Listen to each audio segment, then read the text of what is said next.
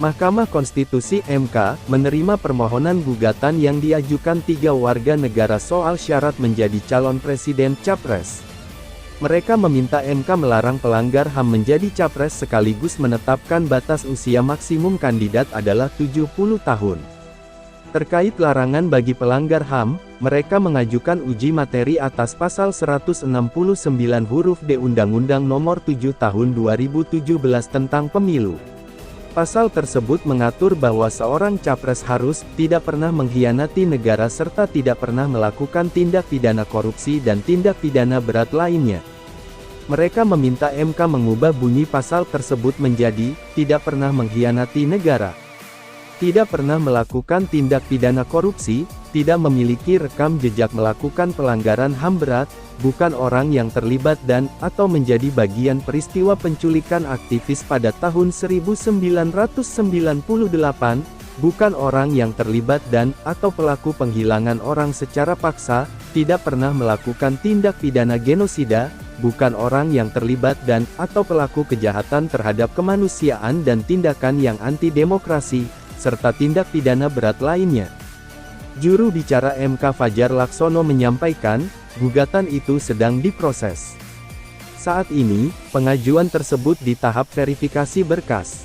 Akta pengajuan permohonan pemohon AP3 diajukan ke MK pada tanggal 18 Agustus tahun 2023 dengan nomor 101-PU-PAN.MK ap tanggal 3 Agustus tahun 2023.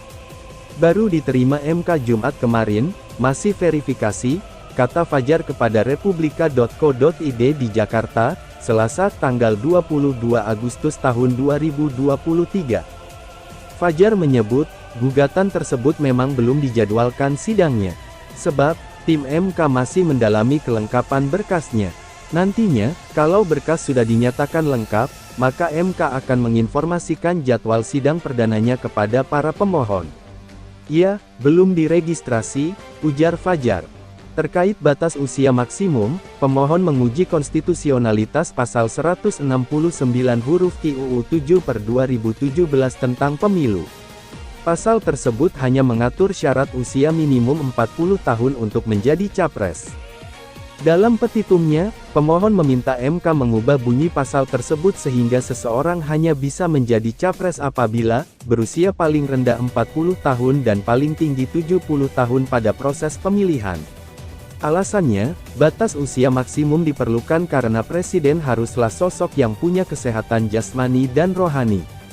Pemohon dalam perkara ini adalah warga Jakarta Timur bernama Rio Saputro, warga Bekasi bernama Wiwit Arianto, dan warga Bogor atas nama Rahayu Fatika Sari.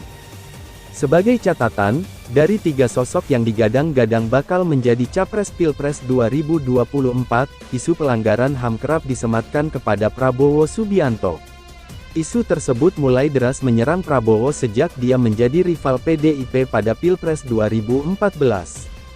Prabowo, sosok yang kini berusia 71 tahun, selalu dikaitkan dengan kasus penculikan aktivis pro-demokrasi yang dilakukan tim Mawar Kopassus pada tahun 1997 sampai tahun 1998. Ketika itu, Prabowo menjabat sebagai Danjen Kopassus TNI AD. Hanya saja, pelanggaran HAM yang dilakukan Prabowo tidak pernah dipermasalahkan ketika menjadi cawapres Megawati Soekarnoputri pada Pilpres 2009. Kali ini, mulai banyak pihak yang mempermasalahkan masa lalu Prabowo. Pilpres 2024 melahirkan 3 paslon cawapres, yakni Ganjar Pranowo, Anies Baswedan dan Prabowo Subianto. Nama terakhir tersebut adalah salah satu calon yang selalu dijadikan sasaran dari isu pelanggar HAM di masa lalu.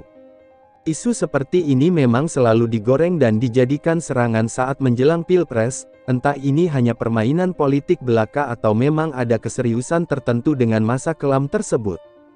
Namun sudah 6 kali ganti presiden semenjak reformasi, semuanya terkesan hanya menjadi bualan semata, entah bagaimana nanti keputusan MK jika usulan ini diterima, atau memang benar adanya bahwa isu ini hanya sebagai serangan politik belaka, demi mensukseskan salah satu calon presiden untuk memenangkan kontestasi.